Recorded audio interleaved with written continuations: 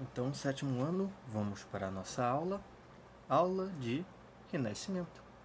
Como eu falei para vocês, nesse capítulo, a nossa primeira aula seria só o humanismo, porque dentro desse capítulo, humanismo e renascimento, o humanismo é a parte mais breve, que a gente em uma aula só já vê tudo. Aí, agora, nessa aula, a gente vai ver o renascimento em si, que, digamos, é a parte que mais tem conteúdo para a gente estudar. E além do Renascimento, a gente vai ver Renascimento na Itália, especificamente. O nosso capítulo ele traz outras partes do mundo, dando exemplo de como foi o Renascimento em cada uma delas. Mas nisso eu vou deixar para nossa próxima aula, que aí eu passo ela, aí dependendo de como está a dinâmica de aula, eu já passo também uma revisão do capítulo, porque praticamente é isso que vai cair na nossa prova. Não vou dar muito mais do que isso não. O Renascimento. No período final da Idade Média, ocorreram diversas transformações sociais, políticas, econômicas e culturais na Europa. Elas foram tão profundas que mudaram a maneira de pensar das pessoas. Os antigos valores medievais passaram a ser questionados por cientistas, artistas, governantes, religiosos, pois pensavam que a capacidade humana estava acima do que era determinado pela Igreja Católica. Então,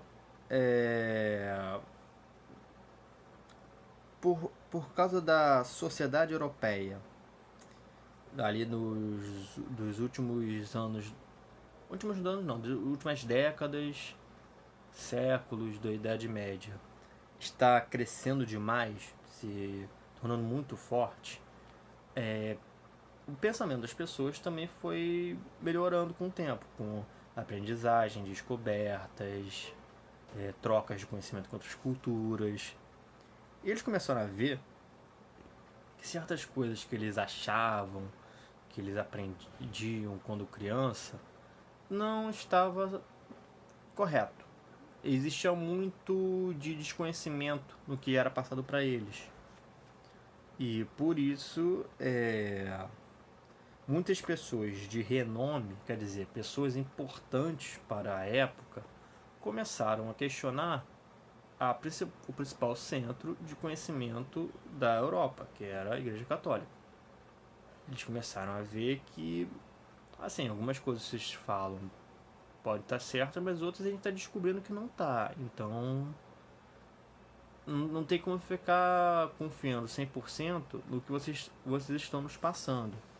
Era uma questão muito, principalmente na época, primeiro de questões científicas, porque questões científicas, você olhando a natureza, fazendo uma observação dos fatos, você consegue compreender como a natureza funciona. Então, nas questões científicas, as explicações que a Igreja Católica dava eram mais fáceis de serem refutadas ou até corrigidas. Algumas, inclusive, próprios padres corrigiam.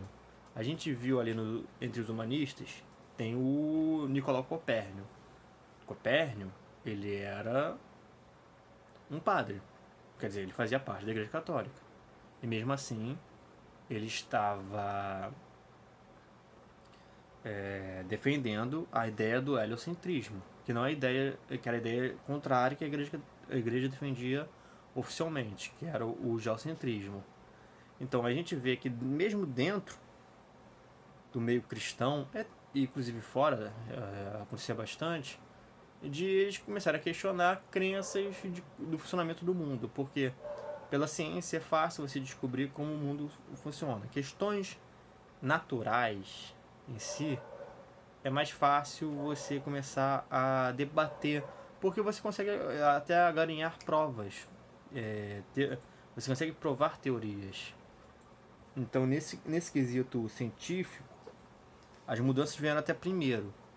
Aí tem a questão artística, que se deu muito por causa da apreciação que os artistas dessa época, do final da Idade Média, tinham pela cultura greco-romana, e eles queriam fazer coisas naquele sentido e não no que se vigorava na sociedade da arte sacra em si. Governantes, eles começaram a questionar porque eles tinham mais a visão do funcionamento de uma sociedade. E como as sociedades estavam evoluindo, algumas ideias não necessariamente estavam conseguindo bater com a realidade. Algumas tradições até de domínio não conseguiam mais dar certo porque ou a população estava muito grande, ou porque o cenário político estava diferente. Então, na questão dos governantes, era uma coisa de como eu posso gerir o meu país agora que os tempos mudaram. E culturais foram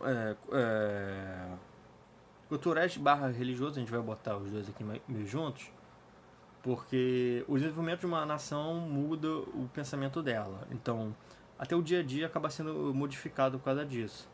O crescimento de um povo dominando outros locais acaba influenciando no, no pensamento da população sobre o quão sua nação é importante, o papel da sua nação dentro do mundo. No caso deles seria a Europa. E religioso porque a mente das pessoas mudando, vendo o crescimento de seus povos, ou até o decaimento, nos casos dos povos que foram sendo dominados, eles começam a refletir sobre o que eles acreditam. Por isso existiam questões religiosas sendo debatidas. Os europeus daquele período acreditavam viver em uma época de renovação, de renascimento intelectual, pois para eles a Idade Média representou um momento obscuro da história da humanidade. Para essa renovação tinha como inspiração a antiguidade clássica greco-romana. Por que um momento obscuro da humanidade? Porque eles achavam que o período da Idade Média foi um período muito marcado por inconsistências. Como assim, professor? Não estou entendendo. Em um momento, um povo, digamos, ele era muito forte. E ele conseguia manobrar o cenário político da forma que ele queria. Mas não durava muita coisa. Durava, digamos, 20, 30 anos. E logo depois outro país aparecia muito mais forte e dominava aquele cenário. Estava sempre tendo uma desbalanceamento de forças na Europa que mexia com o cotidiano das pessoas, porque nesse desbalanceamento de força aconteciam guerras, aconteciam conflitos. E também o questão de memória. Antes da Idade Média tinha o Império Romano. O Império Romano era enorme, era muito forte e conseguiu se manter no ápice de força por muito tempo. Então, mesmo que tenham passado séculos desde a queda do Império Romano, até pela tradição da igreja de lembrar das histórias do passado, a ideia de império grande que trazia estabilidade, nunca saiu exatamente da cabeça dos europeus. Então, os povos que estavam ali, que foram fazendo vários reinos que caíram, se modificaram, cresceram, foram esquecidos, eles tinham um sonho, praticamente, dentre todos, de ter estabilidade, o que não acontecia. A Idade Média foi um período muito estável, inclusive dentro de reinos que conseguiram perdurar. Por exemplo, a França era um reino que tinha o rei, então todos os nobres tinham que ser obedientes a ele, mas vira e mexe tinha algum nobre que acabava ficando muito famoso, ganhava muito dinheiro e queria derrubar o rei. Então, a estabilidade era interna, em questões de política interna e questões de política externa, com seus vizinhos, que é onde ocorriam geralmente as guerras que ficaram mais memoráveis. E por isso que eles botavam a Idade Média como um período muito obscuro.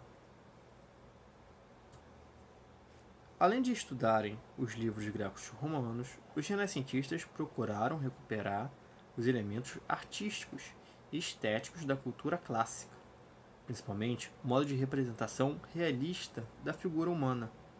Muitos aspectos da mitologia clássica também foram retomados, criando uma mistura entre elementos pagãos e católicos. O que é pagão? Que cultua outros deuses, senão um deus cristão. O pagão seria todos os povos que não são cristãos. Conseguindo mais ou menos entender? Por exemplo, para o cristianismo, o Islã é pagão. Para o cristianismo, o judaísmo seria pagão, porque não cultua Jesus Cristo como Senhor. Então, qualquer cultura que não seja cristã seria pagã. E esses elementos pagãos na arte em si, que se misturou com elementos católicos, era lógico da cultura greco-romana. A cultura greco-romana era vista como pagã, afinal não cultua o mesmo Deus dos cristãos.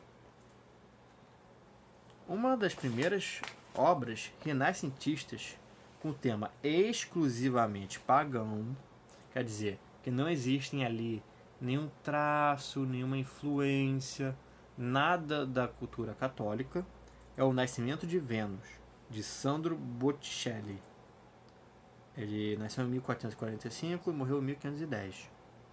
Nessa pintura, a gente vê que foram representados diversos elementos cujas influências remetem à cultura clássica greco-romana.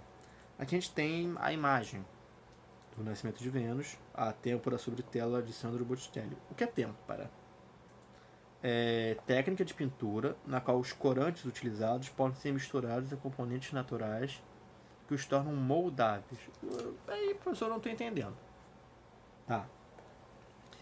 Os corantes seriam extintas. Ou qualquer coisa que a gente pode usar para dar cor. Isso seria o corante. Eles eram misturados com coisas que a gente acha na natureza. Que são muito fáceis de a gente achar na natureza para poder misturar e ali fazer a pintura.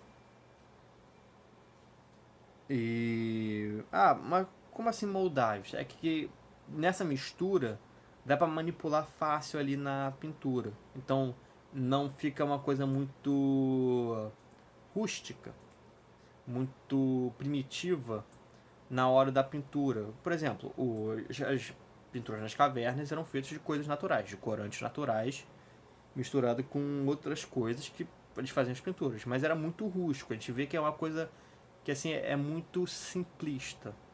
No caso da têmpora, é já algo mais sofisticado, já tem um pouco mais de conhecimento aplicado ali. E aqui, o Nascimento de Vênus. A questão dos elementos pagãos é a identidade visual. A gente olha e a gente vê, isso não tem influência católica ali. É realmente greco-romana. São elementos muito simples. Por exemplo, o formato do corpo, a questão dos desenhos. E essas coisas a gente bate o olho e vai... não, isso aqui é só greco-romano. Isso aqui... Não, isso aqui é da cultura cristã. São coisas simples de ver. Pode ser que tenha coisas mais tipo, complicadas que só um especialista vai poder identificar. Ou um historiador de arte. Mas, geralmente, quando os artistas faziam, eles queriam deixar bem claro quais eram as influências do seu quadro, para não haver dúvidas. O termo Renascimento foi usado como sinônimo de renovação intelectual e artística ainda no século XVI. Esse termo apareceu em um livro escrito pelo pintor e arquiteto italiano Giorgio Vasari. O que isso quer dizer? O nome Renascimento, sendo usado para indicar uma renovação de ideias e de escolhas artísticas, aconteceu dentro do período em que a gente conhece como Renascimento. Isso é até algo raro de acontecer. Geralmente um período, um movimento, um acontecimento da história, eles são nomeados bem depois, quando alguém, um estudioso, olha, tá, desse período a esse período aconteceu muitas guerras, foi um período de muitos conflitos internos e externos entre os países, teve um predomínio de uma religião só e teve esse sistema aqui que é o feudalismo. E parece que do período anterior do período posterior houve um intervalo, por isso a gente vai chamar ele de Idade Média, Idade do Meio. Foi mais ou menos assim que eles pensaram na hora de dar o nome de Idade Média. No caso do Renascimento é diferente. O integrante desse movimento... Assim, quando eu falo integrante, gente, eu não tô falando que eles tinham um clube, que eles se reuniam e assinavam um caderno, cada um falando, dando presença, dizendo, nós somos renascentistas. Não, foi um fervilhar de ideias que meio que todas se conduziram para acontecer o Renascimento. E um deles falou, nós somos renascentistas. Nós estamos fazendo renascer ideias intelectuais e artísticas que existiam bem antes.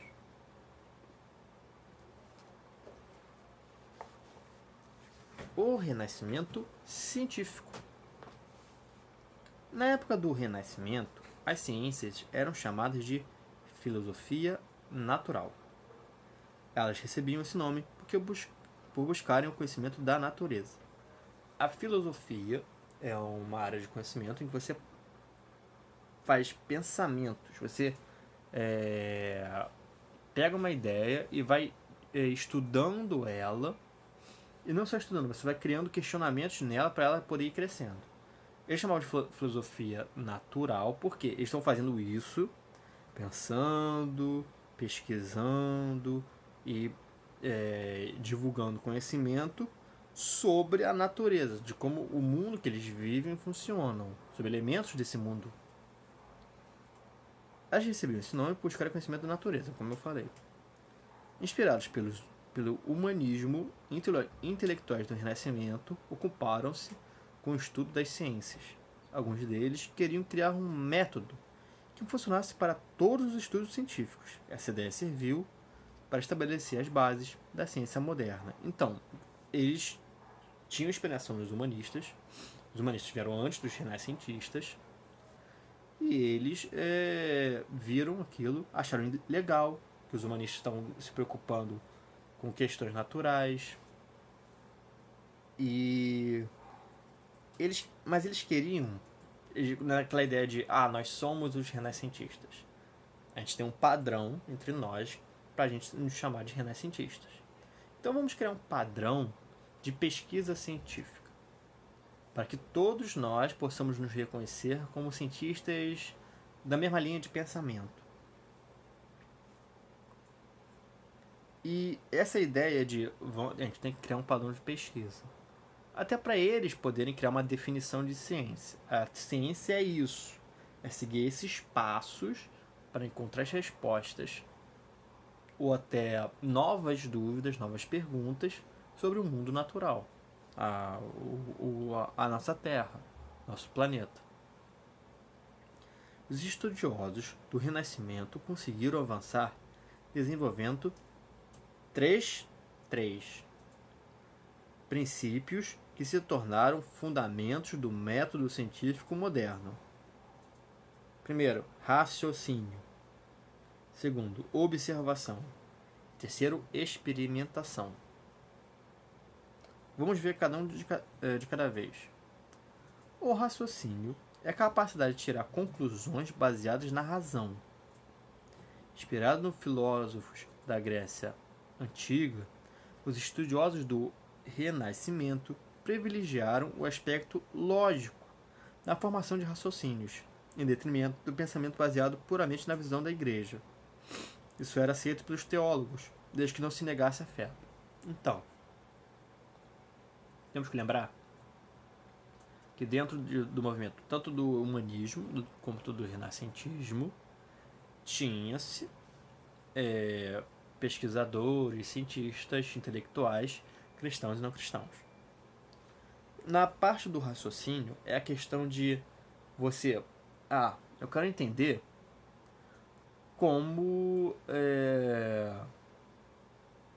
funciona a questão da física quando eu solto um objeto no ar e ele cai. Eu quero entender por que ele cai. Por que ele não fica ali no ar? Então, através desse raciocínio, eles têm que montar um raciocínio que não se vá em questões religiosas, digamos. A maçã cai porque Deus quer que ela caia. Isso não faz parte do raciocínio renascentista. O raciocínio é, a maçã cai. Outras coisas caem? Sim. Elas sempre vão pro chão, né? Sempre vão pro chão. Elas caem sempre na mesma velocidade? Depende. Depende do que ela é feita, depende do seu peso. Tem coisa que cai mais rápido, tem coisa que demora mais a cair. Então, a questão do raciocínio é você pegar uma coisa e você começar a construir a base de ideias dela, de por que ela funciona daquele jeito. E os teólogos, que eram os estudiosos sobre a fé, questões de fé, eles, lógico, eles viram, o raciocínio é uma coisa legal. O raciocínio renascentista é uma coisa boa, porque nos faz questionar, e com questionamento a gente consegue ir a outras respostas ou a outras questões. Mas desde que esse raciocínio não negasse a fé. Digamos, por que se formam ondas? Por que uma onda se forma no mar? Existe todo um raciocínio lógico para a formação de uma onda, mas eles, os teólogos, eles aceitavam as respostas desde que não tirasse da formulação da questão a existência de Deus ou questões de fé ali. Era meio que um jeito dos pensadores, cientistas e intelectuais, cristãos e não cristãos, conseguirem se dar bem. Os humanistas deram ênfase à observação da natureza, estimulando a busca pelo conhecimento, característica natural dos seres humanos. Então, a observação é a base de tudo. Você teve a ideia, eu quero saber como é que as ondas se formam. Como eles iam fazer isso? Eles tinham que observar a natureza, eles tinham que ficar olhando. Dessa vez foi uma onda. Dessa vez a onda foi mais devagar. O que estava diferente dessa vez para a outra em que se formou uma onda?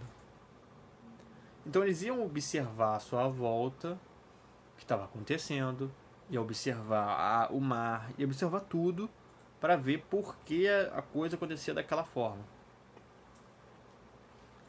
Um dos modelos de experimentação que passou a ser utilizado durante o Renascimento foi a verificação, que é a habilidade de reproduzir um fenômeno, mantendo as mesmas condições para verificar as características desse fenômeno que se repetem.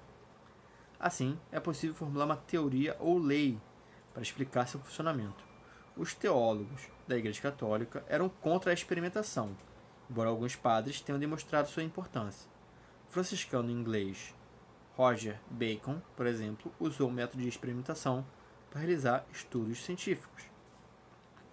Então, a questão da experimentação é o que batia um pouco de frente com a questão teológica, de fé. Porque, por exemplo, a questão das ondas, que a gente está usando de exemplo. Imagina, como a gente vai poder fazer uma experimentação para provar a minha teoria de como as ondas se formam? Naquela época era um pouco mais difícil, hoje é bem mais fácil e a gente sabe como as ondas se formam. Mas teria que se passar por tanta coisa e até debates sobre se realmente aquela ideia é certa, que os teólogos da Igreja Católica eram contra a experimentação. Porque ele, em algumas questões, até principalmente questões muito naturais, eles achavam que podia ser uma afronta a Deus. A gente pode estar mexendo aqui com uma coisa que vai deixar Deus zangado.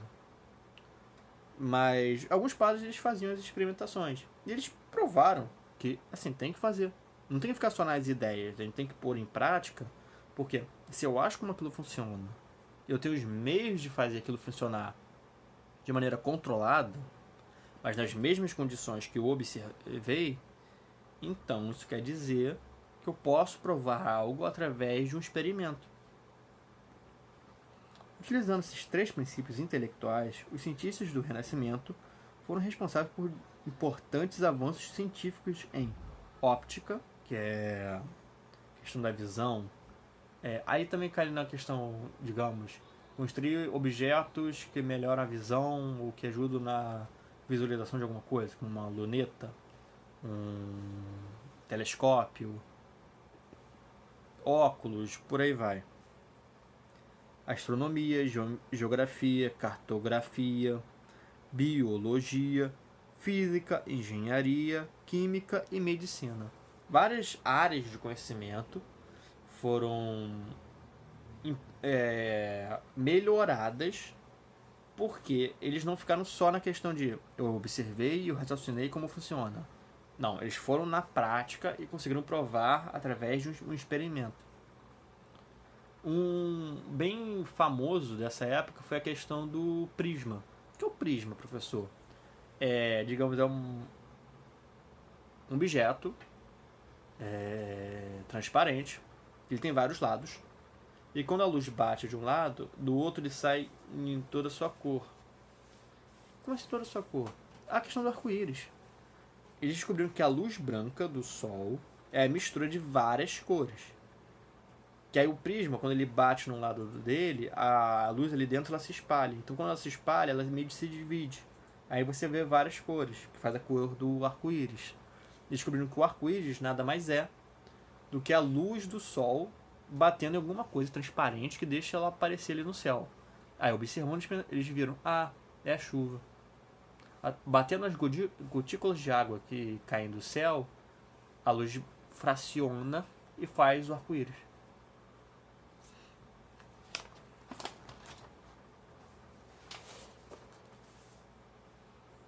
A busca pelos conhecimentos ocultos. Entre as características do período do Renascimento está a busca por contato com o universo cujos sentidos humanos não podiam alcançar, o chamado reino do sobrenatural ou do oculto. As práticas para tentar compreender o incompreensível eram condenadas pela Igreja Católica, uma vez que se reconhecia que a única mediadora entre os seres humanos e o mundo sobrenatural. Por quê? Quando você está observando a natureza, você está se percebendo coisas que existem, que você está vendo, você está ali apalpando, você está conseguindo mexer, modificar, trabalhar com aquilo. Mas, quando se vai para a questão do sobrenatural, é uma questão de fé. Tem gente que não acredita no sobrenatural, tem gente que acredita. Então, quando sai da questão natural e vai pro sobrenatural, e existe um outro termo até que ajuda a gente a entender, que é o físico. O físico é o natural. É tudo que a gente consegue tocar, ver, olhar, cheirar, mastigar, porque não. Mas o que está além, o que a gente não consegue alcançar, seria o metafísico. O meta seria além da física. Daí vem a questão do sobrenatural. Então, algumas questões do sobrenatural pertencem à fé, pertencem a questões religiosas. E a Igreja Católica, como uma igreja, é que toda religião monoteísta, que só acredita em um Deus, ela necessariamente ela é exclusivista. Quer dizer, ela fala, eu sou a única religião certa. Lógico, a Igreja Católica não seria diferente. Então, ao cientistas afirmarem que eles querem tentar trabalhar ali no sobrenatural, a Igreja Católica falou, não, esse é um assunto que eu que devo resolver. Porque vocês podem chegar a conclusões que vão causar mais dúvidas do que certezas. Por outro lado, os cientistas falavam, não, a gente que quer encontrar certeza, vocês que estão causando dúvidas. Aí ficou nesse impasse. Mesmo assim, havia pensadores que estudavam as chamadas ciências ocultas. Tais ciências eram a alquimia e a astrologia, as quais buscavam muitas vezes explicações não racionais, baseadas em ideias fantásticas, sobrenaturais e especulativas. Então, vou explicar um pouco de cada um. A alquimia seria um conhecimento que a gente chama de pseudocientífico. O que é isso, professor? O que é pseudocientífico? Sempre que você ouvir o termo pseudo antes de qualquer coisa, quer dizer que ele não é realmente aquilo que ele diz de ser. Não entendi, eu ainda estou em dúvida. Tá. Digamos, um leão existe. A existência do leão, como animal, felino, predador, carnívoro, que geralmente é acompanhado de diversas leoas, suas fêmeas, que é um animal muito territorialista, quer dizer, ele defende seu território e não aceita nenhum concorrente à sua volta. O leão é um conhecimento científico. A existência do leão, como ele se comporta, a sua biologia, ele tem cauda, ele tem garras, ele anda de 4 patas, tem uma juba. Isso tudo é científico. Existe. A gente observa, a gente pode ir lá, pode tocar, tudo mais. O pseudocientífico seria: existe um leão gigantesco em que nada que o homem faz pode machucar ele. Tem como provar? Tem como ir lá e encontrar esse leão? Não, isso é um mito. Na verdade, não cai nem como ciência. A questão seria: existem leões que o rugido faz as pessoas tremerem de medo e ficarem paralisadas. Tá, o leão pode fazer um rugido e fazer as pessoas ficarem com medo. Mas muitos fatores vão acionar as questões do medo. O conhecimento pseudocientífico é um que ele se veste de ciência. Ele tenta falar: olha, eu estou fazendo experimentos. Mas ele não tem bases racionais para aquilo ser. Digamos, quando um cientista fala: as pessoas têm medo do rugido do leão, ele vai dar várias explicações psicológicas, sociais, do porquê ter medo de um rugido de leão. Um pseudocientista vai falar: as pessoas têm medo do rugido do leão porque o leão ele tem uma presença que afeta a alma das pessoas. Tem como provar isso? É um pensamento racional? Não, não é. Por isso que é pseudocientífico. A alquimia seria uma pseudociência que se dizia capaz de entender como os elementos da natureza funcionam e dominá-los através de experimentos. Seria o que é mais famoso da alquimia. Seria transformar cobre em ouro. Eu sei, através de processos aqui, transformar cobre em ouro. Mas por quê? Por qual razão você acha que isso é possível? Aí que vem o problema. Eles não têm um pensamento racional para explicar por quê aconteceria. Eles só falam o que é. Ou dão uma explicação que não tem como ser racional. Isso não faz sentido. Por isso, pseudocientífico.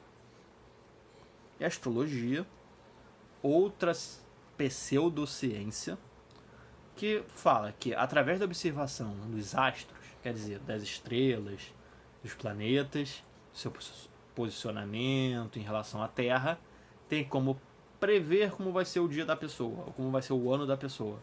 Seria uma previsão de futuro vendo as estrelas. Nada prova que a astrologia funciona. Nada. Inclusive a gente tem, hoje em dia, pesquisas que provam o contrário. Provam que a astrologia não funciona. Mas é pseudocientífico, porque o motivo de isso das estrelas afetarem a vida humana não faz sentido. Eles podem até ter uma linha de pensamento para trabalhar isso, mas não tem a razão ali dentro.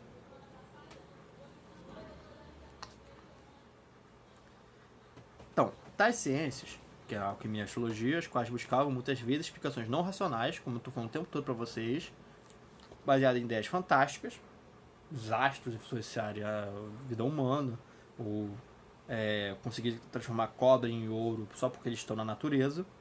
Sobrenaturais, a questão dos astros influenciarem a vida humana é sobrenatural. Seria como se os astros tivessem consciência, pudessem mexer nas nossas vidas. Especulativas, porque é só um e se. E se você que nasceu no dia tal, que é do signo tal, se fizer isso, pode ser que você se dê bem, pode ser que você se dê mal. É pura especulação, você não está afirmando nada. Muitos intelectuais e cientistas do Renascimento sofreram influência de obras como Corpus Hermeticum, de autoria atribuída ao lendário Hermes Trismegistus. Esse livro misturava filosofia greco-romana com religiões ocultistas e foi responsável pela divulgação de símbolos astrológicos e alquímicos durante o Renascimento. É importante destacar que, mesmo que atualmente não sejam consideradas ciências, a alquimia contribuiu para estudos da química e a astrologia para estudos da astronomia. Por quê? Bem, a gente tem que a química se diz capaz de mexer com elementos da natureza e modificá-los e dominá-los conforme os seus experimentos. Para isso, apesar de não ter uma lógica no sentido do que eles estão falando, tipo, não há razão ali que comprove o que estão falando pode ser verdade, os pseudocientistas foram fazer experimentos. Eles queriam provar o ponto deles. Então, por bem ou por mal, eles contribuíram para a química. Porque para eles a química seria um passo para a alquimia. Então, querendo ou não, eles meio que eram químicos antes de ser alquimistas. Então, eles, através da alquimia, a gente aprendeu novos métodos muito bons até, de dilatação, de fracionamento de elementos químicos, até composições de elementos químicos. Então, eles contribuíram. A gente não pode dizer que só porque a ideia inicial deles não fazia sentido, não tinha razão, que no meio deles trabalharem, não ajudou. Ajudou, mas o objetivo era muito confuso, não fazia sentido.